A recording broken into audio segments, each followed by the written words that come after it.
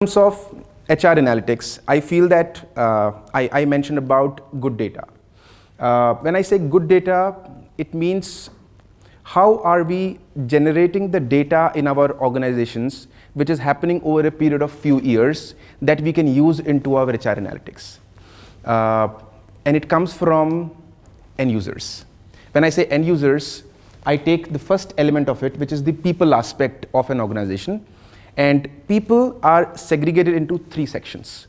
One, I call it basically the end users. We say the employees and the managers who are typically the clients of HR from an organization perspective.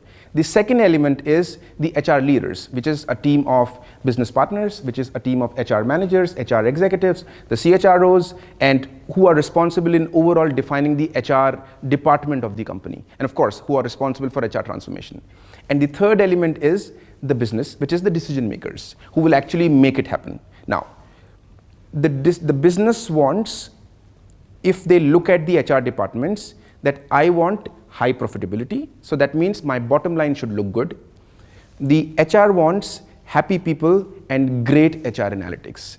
And the end users, the employees and the managers want, what is it when you make a project happen, what is in this particular project for me?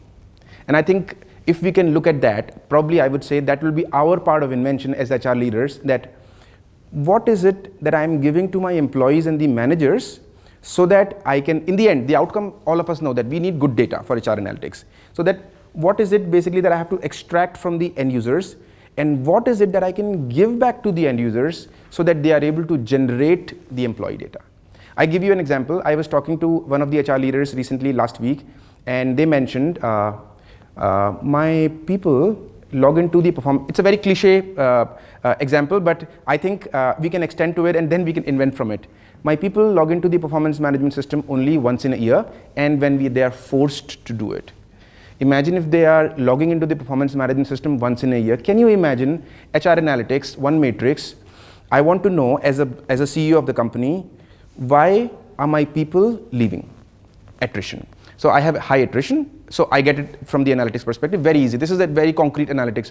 High attrition, I have a 25% attrition. Now I want to know exactly which department is leaving and what is the maximum number of people leaving. Now, the only way I can fix it, I have got a lot of HR analytics, but the only way I can make an impact to the organization is, why is my financial department top leaders in the last 5 years leaving?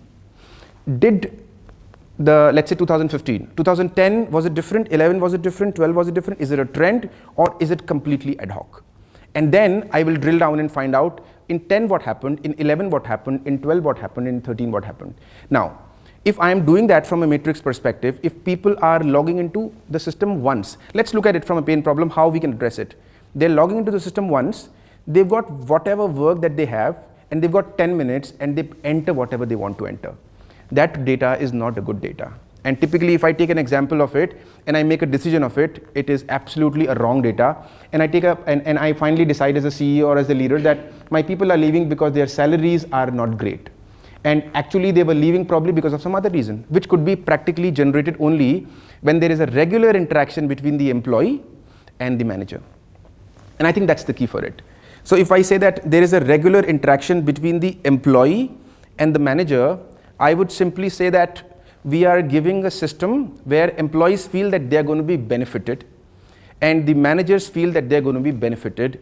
How they will be benefited? If we are simplifying their day-to-day job.